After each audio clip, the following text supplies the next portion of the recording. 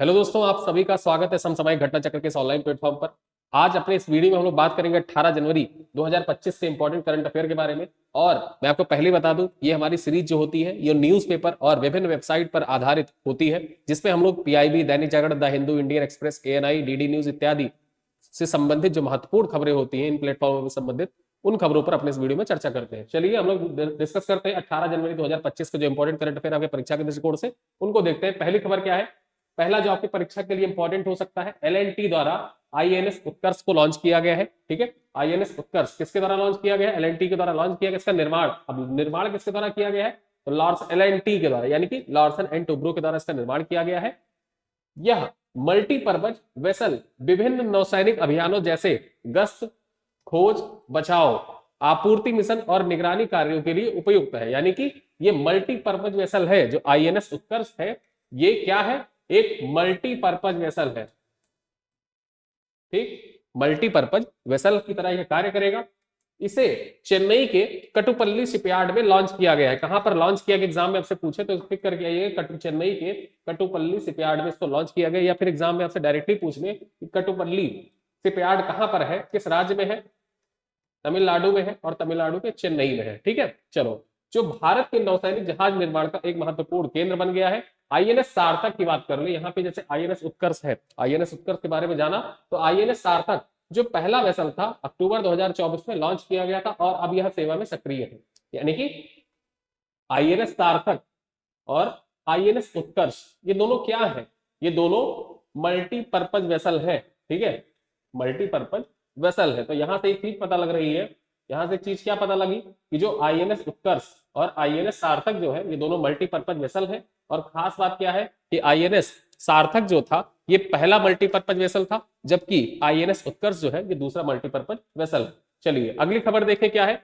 चांद पर शोध के लिए दो निजी यान का परीक्षण किया गया है। ठीक है, दो निजी यान का प्रक्षेपण किया गया है चांद पर शोध करने के लिए। अब आइए जान लेते हैं प्रक्षेपण के बारे में। सबसे पहले देखें प्रक्षेपण, तो स्पेसएक्स ने जापान और अमेरिका की कंपनियों के दो निजी जो चंद्रयान है, नासा के कैनेडी स्पेस सेंटर से प्रक्षेपित किया है। ठीक है, नासा का जो कैनेडी स्पेस सेंटर है वहां पर स्पेसएक्स के द्वारा, ठीक है, दो निजी चंद्रयानों को प्रक्षेपित किया गया है। अब यहाँ पे दोनों चंद्रयान के बारे में जान ले, उनका कार्य क्या है, उन कार्यों के बारे में भी चर्चा करेंगे। तो देखिए, जो जापानी कंपनी का यान है उसका क्या नाम है? रेजिलियंस नाम है। ठीक है, इस यान का नाम याद रखना कि जो जापानी कंपनी का चंद्रयान, मतलब जो यान है चंद्रमा के लिए, उसका क्या नाम है? रेजिलियंस नाम है। कंपनी कौन सी है, किस कंपनी ने इसको बनाया है? तो आई स्पेस ने बनाया है। किसने? आई स्पेस ने बनाया है। ये कहां पर लैंडिंग करेगा? तो मैरे फेग्रोसिस, ठीक है, जो मैरे फेग्रोसिस जगह है चंद्रमा पर, वहां पर ये लैंड करेगा। लैंडिंग समय की बात कर ले तो प्रक्षेपण से 4.5 महीने बाद, यानी कि जब प्रक्षेपित किया गया है, प्रक्षेपित करने के 4.5 महीने बाद ये चंद्रमा पर लैंड करेगा। और इसका कार्य क्या है, ये क्या कार्य करेगा चंद्रमा पर जाकर? इसके कार्य की बात कर ले तो चंद्रमा की सतह पर घूम कर ये मिट्टी इकट्ठा करेगा। ठीक है, मिट्टी और धूल इकट्ठा करेगा और उनका नमूना एकत्र करेगा। ठीक है, तो ये चंद्रमा पर शोध करने के लिए बेसिकली जा रहा है। और जो ये हमने बात किया, ये चंद्रमा पर जाने वाला जो जापानी कंपनी का यान है उसके बारे में बात कर लिया। अब दो कंपनियों के जा रहे हैं, अमेरिका के और जापान के। तो अमेरिकी कंपनी के बारे में भी आइए चर्चा कर लेते हैं। ठीक है, अमेरिकी कंपनी के यान का क्या नाम है? Blue ghost. परीक्षा वहां से डायरेक्टली पूछे कि निम्नलिखित में से चंद्रमा के लिए प्रक्षेपित किया गया ब्लू घोस्ट यान किस देश का है? अमेरिका का है। ठीक है, कंपनी किसने बनाई है? तो फायरफ्लाई एरोस्पेस के द्वारा इसको बनाया गया। किसके द्वारा? फायरफ्लाई एरोस्पेस के द्वारा इसको बनाया गया है। लैंडिंग की बात कर ले, लैंडिंग क्षेत्र की बात कर ले तो मैरो क्रिसियम, ठीक, मैरो क्रिसियम क्षेत्र जो चंद्रमा पर है वहां पर ये लैंड करेगा। लैंडिंग के समय की बात कर ले, जहां जापानी जो यान है वो 4.5 महीने में लैंड करेगा, ये प्रक्षेपण के मात्र 2 महीने बाद ही लैंड कर जाएगा चंद्रमा पर। ठीक है, चांद पर 2 महीने में ही लैंड करेगा जो अमेरिकी यान है। आगे बात कर ले इसका कार्य क्या है। जो अमेरिकी यान है ये क्या कार्य करेगा चंद्रमा पर जाकर? कौन सा शोध करेगा? तो चंद्र धूल और सतह के तापमान का अध्ययन करेगा। साथ ही साथ अंतरिक्ष यात्रियों के उपकरणों से जुड़े प्रयोग है उनका भी यहाँ पर परीक्षण किया जाएगा। तो ये इसका मूल कार्य है। जो अमेरिका का यान जा रहा है उसका मूल कार्य यही है कि ये चंद्रधूल तथा वहां भी जो चंद्रमा की सतह है उसके तापमान का अध्ययन करेगा। साथ ही साथ जो अंतरिक्ष यात्री होते हैं, अंतरिक्ष यात्रियों के जो औजार होते हैं, उपकरण होते हैं, उन उपकरणों का भी ये परीक्षण करेगा। ठीक है, चलो तो यहाँ पे हमने दोनों यान के बारे में चर्चा कर ली। आइए देखते हैं हमारी अगली खबर क्या है। अगली खबर है भारतीय महिला क्रिकेट टीम का वनडे में ऐतिहासिक जीत। ठीक है, वनडे मैच खेला गया, भारतीय जो महिला क्रिकेट टीम है उसमें ऐतिहासिक जीत दर्ज की है। अब मैच का परिणाम देख लेते हैं सबसे पहले। ठीक है, भारत ने आयरलैंड को 304 रनों से हराकर अपनी सबसे बड़ी जीत दर्ज की है। जो ये मैच खेला जा रहा था ये किसके किसके बीच में है? भारत, ठीक है, वर्सेज आयरलैंड के बीच में। भारत वर्सेज आयरलैंड के बीच में ये मैच खेला जा रहा था और जिसमें भारत ने अब तक की अपनी सबसे बड़ी जीत दर्ज की है। 304 रनों से ये जीत दर्ज की है। यहां पर बात करें तो सबसे तेज शतक भी इसी मैच में लगा है।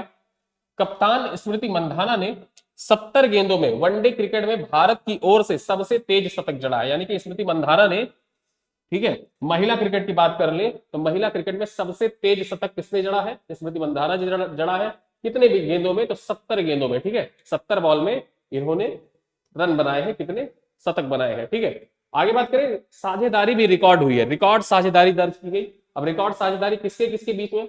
स्मृति मंधाना और प्रीतिका ने पहले विकेट के लिए 233 रन की रिकॉर्ड साझेदारी। ठीक है, भारत की तरफ से महिला क्रिकेट में सबसे ज्यादा रनों की जो साझेदारी हुई है वो किसके बीच में हुई है और किस मैच में हुई थी? ठीक है, तो जो भारत और आयरलैंड के बीच में वनडे क्रिकेट खेला जा रहा था उसमें, ठीक है, भारत की स्मृति मंधाना और प्रीतिका के बीच में 233 रनों की साझेदारी दर्ज की गई। ठीक, आगे देखें, सबसे बड़ा स्कोर भी बना है। ठीक है, महिला क्रिकेट में सबसे बड़ा स्कोर भारतीय टीम ने 435 रन बनाए 5 विकेट खोकर और इसी के साथ जो स्कोर बनाया गया, जो भारत का वनडे में अब तक का सबसे बड़ा स्कोर है। महिला क्रिकेट की बात करें तो महिला क्रिकेट में भारत की ओर से बनाया गया अब तक का सबसे बड़ा स्कोर है। और कितना स्कोर बना था? ये स्कोर आपके परीक्षा के दृष्टिकोण से इंपॉर्टेंट हो जाता है। 435 रन बने थे 5 विकेट खोकर। ठीक है, चलो आगे देखें सीरीज का परिणाम क्या रहा। जो ये सीरीज थी, सीरीज का परिणाम क्या रहा? भारत ने तीनों मैचों की सीरीज में 3-0 से आयरलैंड को पराजित किया, आयरलैंड का क्लीन स्वीप कर दिया। तो यहाँ पे हमने जो क्रिकेट से संबंधित स्पोर्ट्स रिलेटेड करंट अफेयर था वहां पर चर्चा कर ली, उसके बारे में चर्चा की। आइए देखते हैं अगली खबर क्या है। अगली खबर देखें तो वाराणसी में बनेगा देश का पहला हिंदी साहित्य भाषा संग्रहालय। आपको याद होगा मैं जब यूपी स्पेशल करा रहा था अक्टूबर महीने का, ठीक है, अक्टूबर महीने का यूपी स्पेशल का करंट अफेयर मैंने आपको पढ़ाया था। ठीक है, जब मंथली करंट अफेयर उसमें ये चीज आपको बताई थी। अब क्या है, उस टाइम तो घोषणा की गई थी, ठीक है, कि हिंदी भाषा संग्रहालय बनारस में बनाया जाएगा, काशी में बनाया जाएगा। लेकिन अब क्या हुआ, जो इसका डिजाइन था, इसके डिजाइन को सरकार के द्वारा मंजूरी प्रदान कर दी गई है। इस वजह से एक बार फिर से चर्चा में आ गया। इस वजह से हम अपने इस वीडियो में यहाँ पे चर्चा कर रहे हैं।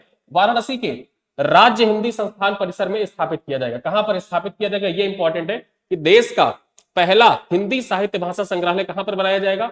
राज्य हिंदी संस्थान के परिसर जो वाराणसी में पड़ता है और यहीं पर इसको बनाया जाएगा। ठीक है, आगे हम बात करें इसकी लागत कितनी होगी, कॉस्ट कितनी आएगी। तो इसको बनाने में लागत जो आएगी वो 25 करोड़ रुपए की लागत आएगी। जो ये संग्रहालय है, संग्रहालय के निर्माण में 25 करोड़ की लागत आएगी। साथ ही साथ जो इसका डिजाइन था, परियोजना के डिजाइन को सरकार के द्वारा स्वीकृति प्रदान कर दी गई। इसी वजह से ये खबर एक बार फिर से चर्चा में आ गई। अब इसकी विशेषता क्या होगी, विशेषताओं को देख लेते हैं। विशेषता आपके परीक्षा के दृष्टिकोण से इंपॉर्टेंट है। ठीक है, विशेषता आपके एग्जाम के दृष्टिकोण से इंपॉर्टेंट है। देखें तो यहाँ हिंदी साहित्यकारों की विरासत के रूप में यह संग्रहालय होगा। ठीक है, हिंदी साहित्यकारों के विरासत के रूप में यह संग्रहालय होगा। संग्रहालय में हिंदी साहित्यकारों की पुस्तकें, तस्वीरें, दुर्लभ पांडुलिपियां तथा दस्तावेज संरक्षित होंगे। ठीक है, साथ ही साथ यहाँ पर क्या होगा, जो संग्रहालय है यहाँ पर साहित्यिक कार्यक्रम भी आयोजित किए जाएंगे।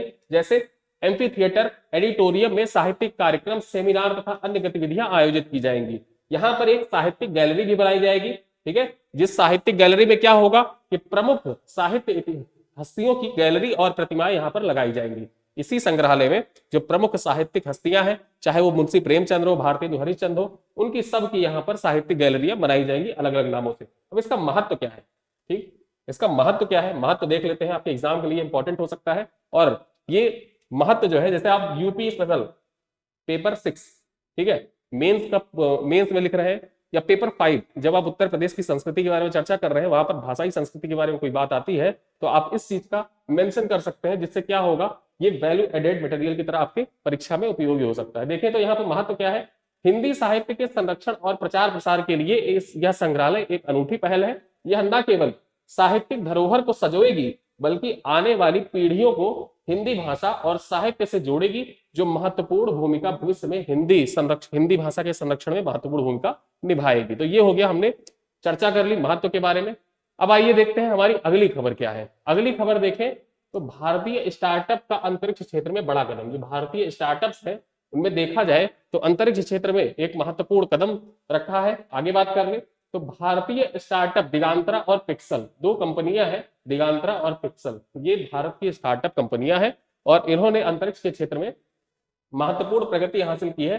तो देखें तो पिक्सल अपने सैटेलाइट पे स्पेसएक्स रॉकेट से प्रक्षेपित करेंगे, यानी कि दिगांतरा और पिक्सल जो कंपनियां हैं, भारतीय स्टार्टअप कंपनियां, ये स्पेसएक्स के रॉकेट के माध्यम से अपने सैटेलाइट अंतरिक्ष में प्रक्षेपित करेंगे। अब यहाँ पर पिक्सल के बारे में जान लेते हैं। ठीक, पिक्सल के बारे में बात करें तो भारत की पहली निजी कंपनी जो हाइपर स्पेक्ट्रल फ्रीक्वेंसी तकनीकी का उपयोग करेगी। ठीक है, किसका?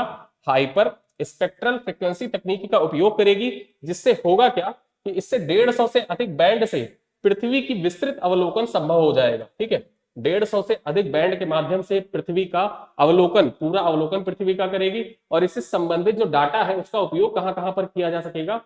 कृषि क्षेत्र में, पर्यावरण निगरानी के लिए, साथ ही साथ रक्षा क्षेत्र में इसका उपयोग किया जा सकेगा। ठीक है, तो इस वजह से ये पिक्सल इंपॉर्टेंट हो जाता है। जो पिक्सल स्टार्टअप है तो भारत का, वो इंपॉर्टेंट हो जाता है। अगला स्टार्टअप कौन सा है? दिगांतरा।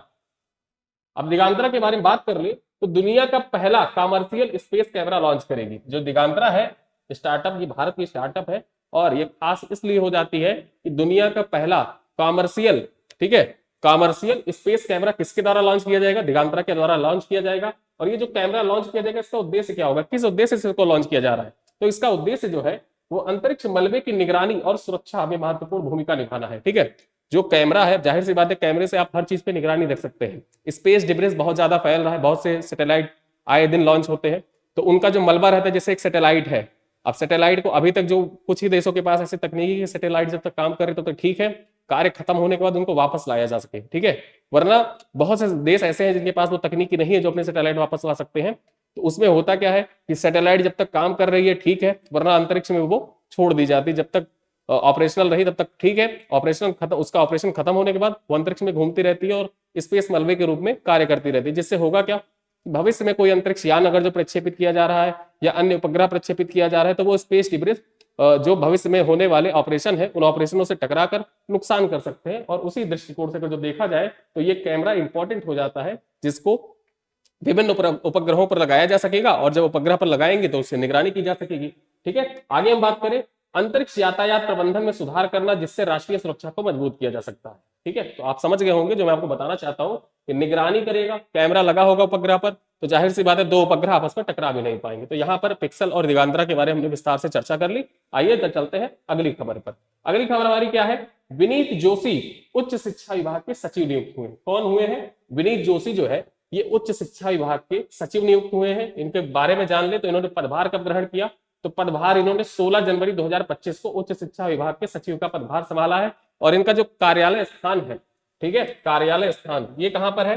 ये शास्त्री भवन नई दिल्ली में। ठीक, अब पद जो पूर्व पद इनका क्या था, यानी कि सचिव बनने, उच्च शिक्षा विभाग में सचिव बनने से पहले ये क्या थे? तो ये बड़ीपुर के मुख्य सचिव के रूप में कार्यरत थे। यानी कि जो विनीत जोशी है, जिनको वर्तमान में, अब आपसे परीक्षा में ये नहीं पूछेगा कि उच्च शिक्षा विभाग के सचिव का कार्यभार किसने संभाला, कथन कारण में पूछेगा। कथन कारण में क्या कि हाल ही में विनीत जोशी ने, ठीक है, उच्च शिक्षा विभाग के सचिव के रूप में पदभार ग्रहण किया है। कथन एक। कथन दो कहेगा उच्च शिक्षा विभाग में सचिव बनने से पूर्व ये मणिपुर के मुख्य सचिव थे। कथन दो। अब इन दोनों कथन में कौन सा कथन सही है आपको बताना होगा। कथन एक सही है, कथन दो सही है, एक दो दोनों सही है, इनमें से कोई नहीं। तो यहाँ पर दोनों कथन सही है। ठीक है, सचिव का पदभार ग्रहण किया और मणिपुर के मुख्य सचिव के रूप में कार्य किया था। चलिए अगली खबर देखें, मिजोरम के नए राज्यपाल। अब मिजोरम के नए राज्यपाल बने हैं वीके सिंह। इनके बारे में जान ले तो वीके सिंह मिजोरम के 25वें राज्यपाल बने हैं। ठीक है, कौन से राज्यपाल, क्रम याद रखिएगा, 25वें क्रम के राज्यपाल बने हैं। ये इंपॉर्टेंट हो जाता है आपके परीक्षा के दृष्टिकोण से, किस क्रम के बने हैं? 25वें क्रम के। आगे बात करें कि शपथ ग्रहण समारोह की बात कर लेते हैं। जो वीके सिंह है राज्यपाल बने मिजोरम के, तो इनके शपथ ग्रहण समारोह की बात कर रहे हैं। तिथि क्या है? 16 जनवरी 2025 को उन्होंने राज्यपाल का पदभार ग्रहण किया। कहां पर? तो राजभवन आइजोल, जो आइजोल का राजभवन है वहां पर इन्होंने पदभार ग्रहण किया। उनको शपथ किसके द्वारा दिलाई गई? ठीक है, तो शपथ के बारे में बात करें तो जो गुवाहाटी हाईकोर्ट के मुख्य न्यायाधीश है विजय बिश्नोई, ठीक है, गुवाहाटी उच्च न्यायालय के मुख्य न्यायाधीश विजय बिश्नोई के द्वारा वीके सिंह को शपथ दिलाई गई। कहां पर? राजभवन आइजोल में। कब? 16 जनवरी 2025 को। अब पूर्ववर्ती राज्यपाल की बात कर ले कि इनसे पहले मिजोरम के राज्यपाल कौन थे, अभी तो ये बन गए हैं, इनसे पहले कौन थे? तो इनके पहले हरिबाबू कंबपति का इन्होंने स्थान ग्रहण किया है, ठीक है। हरिबाबू कंबपति जो थे वो मिजोरम के राज्यपाल थे। अब हरिबाबू कंबपति कहाँ के राज्यपाल बन गए हैं? तो इनको अब उड़ीसा का राज्यपाल बना दिया गया है, ठीक है, उड़ीसा का राज्यपाल बना दिया गया है। तो यहां से आपको दो राज्यपालों का नाम पता चला इस स्लाइड से। एक वीके सिंह का नाम पता चला, वीके सिंह के जो वीके सिंह है वो कहाँ के बने हैं? मिजोरम के बने हैं, ठीक है, मिजोरम के। और हरिबाबू कहाँ के बने हैं? हरिबाबू बने हैं उड़ीसा के, उड़ीसा, ठीक है। तो यहां पर ये दोनों नाम आपको पता चल गए। चलो अगली खबर देखें। अगली खबर है कर्नाटक संगीत के प्रसिद्ध गायक संजय सुब्रमण्यम की आत्मकथा। संजय सुब्रमण्यम है, ये कर्नाटक संगीत के प्रसिद्ध गायक है और इनके द्वारा जो इनकी आत्मकथा लिखी गई वो आपके परीक्षा के दृष्टिकोण से इंपॉर्टेंट हो जाती है। जब भी आप प्रमुख किताबें पढ़ते हैं, इंपॉर्टेंट बुक्स पढ़ते हैं आपके परीक्षा के दृष्टिकोण से, तो वहां पर ये नाम महत्वपूर्ण हो जाता है। किताब का शीर्षक क्या है? On the note. क्या है? ऑन द नोट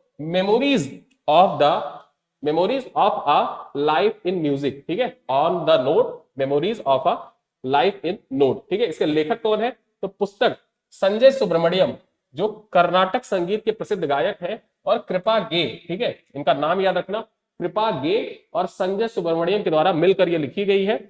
आगे इसका मुख्य विषय क्या है? तो यह आत्मकथा संजय सुब्रमण्यम के संगीत जीवन के अनुभव, संघर्ष और उपलब्धियों पर विवरण प्रस्तुत करती है, ठीक है। इसके आगे बात करें तो उनके संगीत करियर के अनछुए पहलुओं और कर्नाटक संगीत के प्रति उनके योगदान को यह पुस्तक दर्शाती है। यानी कि जो किताब का विषय है, यहाँ पर यह विषय लिखा गया है। इंपॉर्टेंट आपके लिए क्या हो जाता है?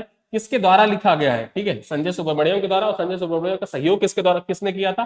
तो कृपा गे ने इनका सहयोग किया था। और किताब का नाम इंपॉर्टेंट है आपके लिए, on that note memories of a life in music, ठीक है। चलो अगली खबर देखें।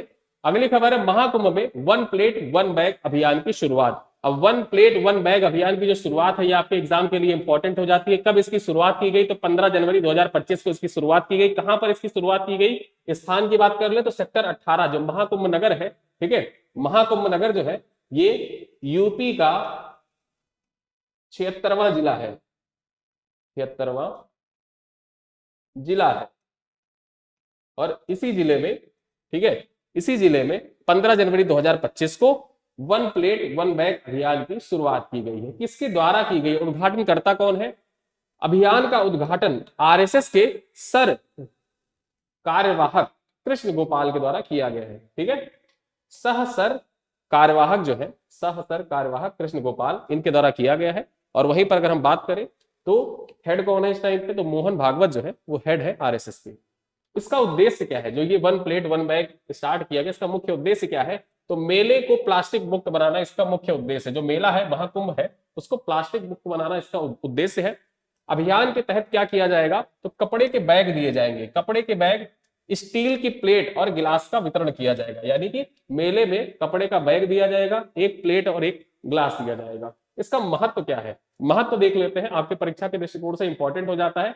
अब ये देखिए इंपॉर्टेंट किस किस संदर्भ में हो जाता है ये भी मैं आपको बता दूं। देखिए एक सेपरेट वीडियो महाकुंभ को लेकर आएगा जो आपके परीक्षा के दृष्टिकोण से इंपॉर्टेंट है, और वो ना केवल यूपी स्पेशल के संदर्भ में जो उत्तर प्रदेश की संस्कृति है उसके लिए इंपॉर्टेंट हो जाता है, साथ ही साथ निबंध के लिए भी इंपॉर्टेंट हो जाता है। तो इस वजह से महाकुंभ के ऊपर जितने भी पॉइंट्स आपको मिलते जाए उस सबको एक जगह आप नोट करते जाइए, स्क्रीनशॉट लेते जाइएगा। आपको जब भी आप अपना निबंध लिखेंगे या आंसर राइटिंग करेंगे और महाकुंभ से रिलेटेड क्वेश्चन 100% पूछा जा रहा है आपकी परीक्षा में, और उन पॉइंट्स को आप अपने आंसर में मेंशन करेंगे, ठीक है। तो यहाँ पर जो वन बैग, ठीक है, कौन सा अभियान है?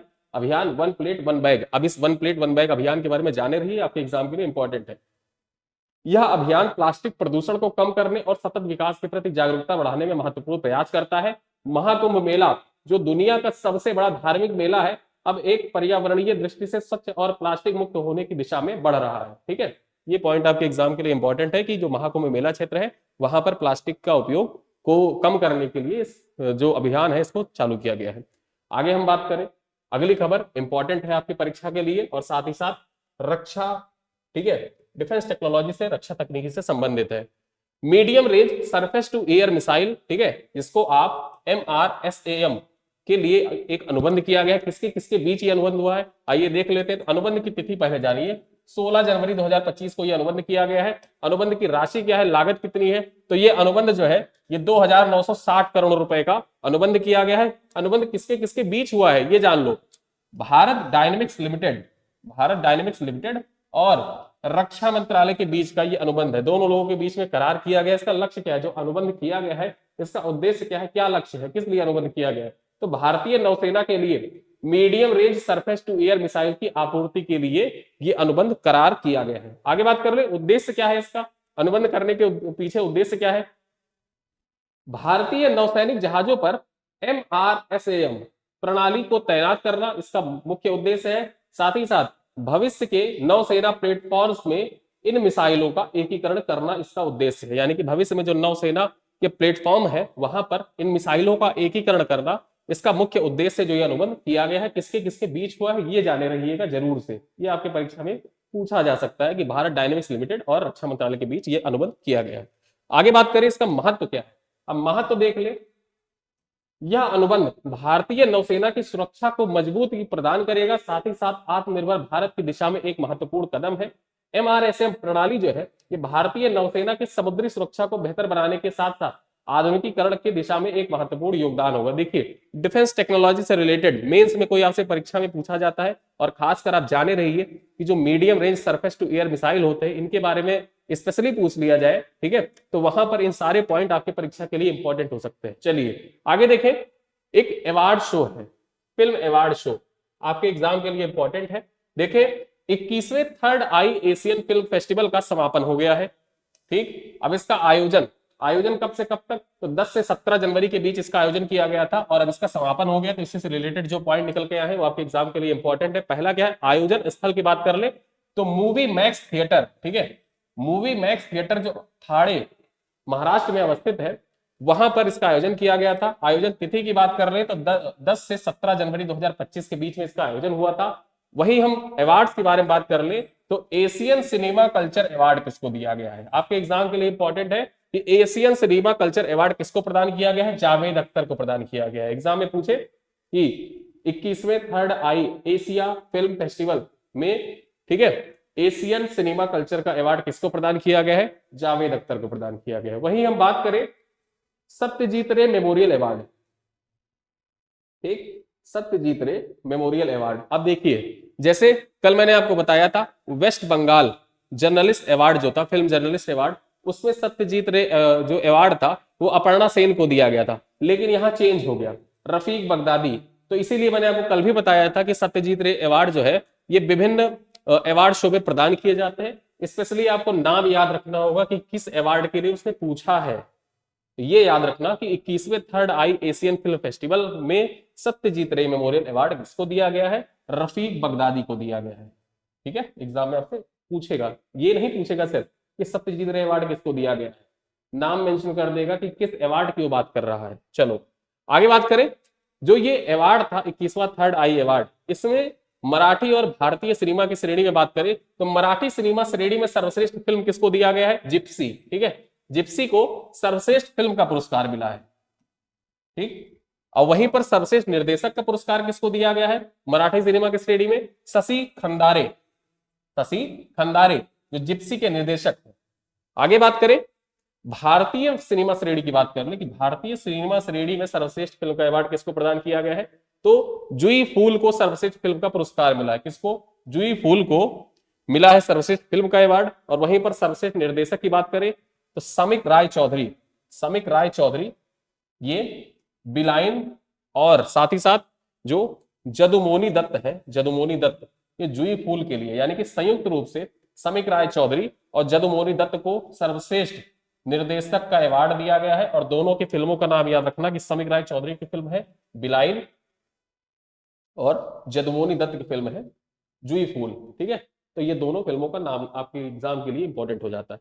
चलो अगली खबर देखें, भारत रणभूमि दर्शन ऐप का शुभारंभ। जो भारत रणभूमि दर्शन ऐप है इसका शुभारंभ किया गया, कब किया गया, 15 जनवरी 2025 को 77वें गणतंत्र दिवस समारोह के अवसर पुणे महाराष्ट्र में रक्षा मंत्री राजनाथ सिंह के द्वारा इस ऐप का शुभारंभ किया गया। इस ऐप का उद्देश्य क्या है? उद्देश्य जान लीजिए, आपके एग्जाम के लिए महत्वपूर्ण है।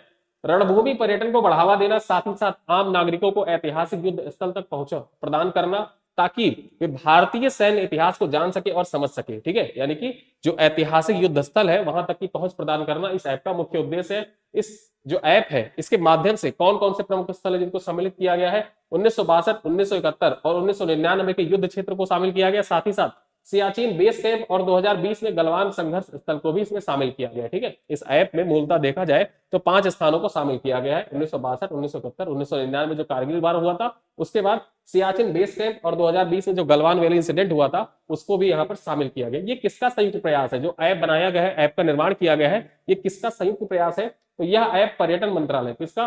पर्यटन मंत्रालय, रक्षा मंत्रालय और भारतीय सेना का संयुक्त प्रयास है। ठीक है, तीनों के सहयोग से इसका निर्माण किया गया है। पर्यटन मंत्रालय, रक्षा मंत्रालय और भारतीय सेना के द्वारा इसका निर्माण किया गया है। ठीक है, चलिए अगली खबर देखें तो तीसरे लॉन्च पैड के स्थापना को कैबिनेट की मंजूरी प्रदान कर दी गई है। ठीक है, जो तीसरा लॉन्च पैड है उसके स्थापना को कैबिनेट की मंजूरी प्रदान कर दी गई है। अब ये तीसरा लॉन्च पैड कहां पे बनाया जाएगा? तो श्रीहरिकोटा आंध्र प्रदेश में इसरो के सतीश धवन अंतरिक्ष केंद्र के तीसरे लॉन्च पैड की स्थापना को मंजूरी दे दी गई है कैबिनेट के द्वारा। उद्देश्य क्या है? तो अगले पीढ़ी के लॉन्च वाहनों, ठीक है, नेक्स्ट जनरेशन लॉन्च व्हीकल के लिए लॉन्च इंफ्रास्ट्रक्चर तैयार करना इसका मूल उद्देश्य है। ठीक है, दूसरे लॉन्च पैड यानी कि जो सेकंड लॉन्च पैड था उसके लिए स्टैंड बाई के रूप में कार्य करना भी इसका एक उद्देश्य है। यानी कि 2 उद्देश्य इसके मूल है। एक तो जो नई जनरेशन के लॉन्च व्हीकल है उनको लॉन्च किया जाएगा जो तीसरा लॉन्च पैड है, साथ ही साथ स्टैंड बाई के रूप में रखा जाएगा कि जो दूसरा लॉन्च पैड है वहां अगर जो कोई किसी कारणवश वहां से लॉन्च नहीं हो पाता है तो स्टैंड बाई के रूप में तीसरा लॉन्च पैड रखा जाएगा कि अब वहां से न लॉन्च करके तीसरे से लॉन्च कर देंगे। ठीक है, चलो परियोजना का विवरण देखें तो परियोजना को पूरा करने में 48 महीने यानी कि 4 साल का समय लगेगा। इस परियोजना की कुल लागत की बात करें तो 3,984.86 करोड़ रुपए इसकी कुल लागत है। ठीक है, 3,984.86 करोड़ रुपए इसकी लागत है। अब पृष्ठभूमि की बात कर लें, आपके लिए इंपॉर्टेंट है पृष्ठभूमि। एफएलपी यानी कि फर्स्ट लॉन्च पैड जो पीएसएलवी और एसएसएलवी के लिए 30 वर्षों से संचालित है। यानी कि जो पहला लॉन्च पैड है ये कब कितने वर्षों से संचालित हो रहा है? ये 30 सालों से संचालित हो रहा है। और ये मूलतः यहां से क्या क्या लॉन्च किए जाते हैं? पीएसएलवी और एसएसएलवी। ठीक है, उसके बाद बात करें जो दूसरा लॉन्च पैड है यानी कि सेकंड लॉन्च पैड, यहां से जीएसएलवी, ठीक, जीएसएलवी और LVM-3 जैसे जो रॉकेट होते हैं उनको लॉन्च किया जाता है। और ये 20 वर्षों से सेवा प्रदान कर रहा है जिसमें चंद्रयान जैसे मिशन भी शामिल है। चंद्रयान मिशन के बारे में आपको याद होगा, GSLV MK3 से लॉन्च किया गया था, याद है? GSLV MK3 जिसको आप बाहुबली रॉकेट कहते थे, बाहुबली रॉकेट के द्वारा ही चंद्रयान 3 को लॉन्च किया गया था। ठीक है, चलो आगे देखें। भविष्य की आवश्यकता, भविष्य की आवश्यकता क्या है? यानी कि अभी तक तो 2 पीढ़ी की बात कर ले, तीसरे की आवश्यकता क्यों पड़ गई? तो 2035 तक भारतीय अंतरिक्ष स्टेशन और 2040 तक भारतीय मानव युक्त चंद्र लैंडिंग जैसे लक्ष्यों को पूरा करने के लिए भारी लॉन्च वाहनों की आवश्यकता को पूरा करने हेतु तो तीसरे लॉन्च पैड की आवश्यकता पड़ रही है। ठीक है, तो यहाँ पर जो तीसरे लॉन्च पैड को विकसित करने का मूल उद्देश्य है भविष्य की आवश्यकता, उसके बारे में मैंने यहाँ पर आपको बता दिया। ठीक है, चलो अगली खबर देखें। महत्व क्या है इसका? महत्व क्या होगा?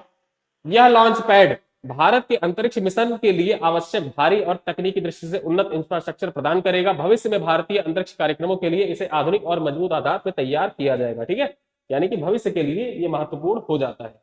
ठीक है, अब यहां पर हमने चर्चा कर लिया जो इंपॉर्टेंट करंट अफेयर थे आपके परीक्षा के दृष्टिकोण से महत्वपूर्ण 18 जनवरी 2025 के। अब आज का सवाल देखते हैं, आज ही के स्लाइड पर आधारित है जिनका उत्तर आपको कमेंट बॉक्स में देना है। पहला सवाल क्या कह रहा है? 21वें थर्ड आई एशियन फिल्म फेस्टिवल में किसे एशियन सिनेमा कल्चर अवार्ड, ठीक है, किसे एशियन सिनेमा कल्चर अवार्ड दिया गया? अब बताइए, समीका राय चौधरी, जावेद अख्तर, रफीक बगदादी या शशि खंदारे? यहां पर 4 ऑप्शन दे रखा है, कौन सा ऑप्शन सही है कमेंट में बताना है। अगला क्वेश्चन है 21वें थर्ड आई एशियन फिल्म फेस्टिवल का आयोजन कहां पर हुआ था? इसका आयोजन कहां पर किया गया था? मूवी मैक्स थिएटर अंधेरी सायन थाड़े, पीवीआर सिनेमाज मुंबई, प्रभात थिएटर्स पुणे या रविंद्र नाट्य मंदिर मुंबई। ठीक है, तो ये 4 ऑप्शन में कहां पर किया गया था 21वें थर्ड आई एशियन फिल्म फेस्टिवल का? इसको आपको कमेंट बॉक्स में बताना है। लास्ट क्वेश्चन हमारा है आज का, तीसरा क्वेश्चन है ये। ये तीसरा क्वेश्चन है, इसका उत्तर दीजिएगा। महाकुंभ में वन प्लेट वन बैग अभियान के संदर्भ में, ठीक है, अभियान के संदर्भ में निम्नलिखित में से कौन, निम्नलिखित कथनों पर विचार कीजिए। पहला कथन क्या कह रहा है, वन प्लेट वन बैग अभियान का उद्देश्य महाकुंभ मेले को प्लास्टिक मुक्त बनाना है, ठीक है। दूसरा कथन कह रहा है इस अभियान का उद्घाटन आरएसएस सर कार्यवाहक, ठीक है, जो आरएसएस के सर कार्यवाहक है मोहन भागवत, इनके द्वारा किया गया। विकल्प क्या कह रहा है, केवल कथन एक सही है। बी कह रहा है केवल कथन दो सही है। सी कह रहा है दोनों कथन सही है। और डी कह रहा है दोनों कथन गलत है, ठीक है। तो यहाँ पर इन तीनों प्रश्नों का उत्तर आप कमेंट बॉक्स में दीजिएगा। वीडियो कैसा लगा बताइएगा, फीडबैक का इंतजार है। आप लोगों का कोई प्रश्न रहा करेगा कमेंट में लिखा करिए, आपके हर कमेंट को मैं व्यक्तिगत रूप से पढ़ता हूं। मिलते हैं अगले वीडियो में, दोस्तों के साथ अपने साझा करिएगा, वीडियो को लाइक करिएगा। अगले वीडियो मिलते हैं, तब तक के लिए धन्यवाद।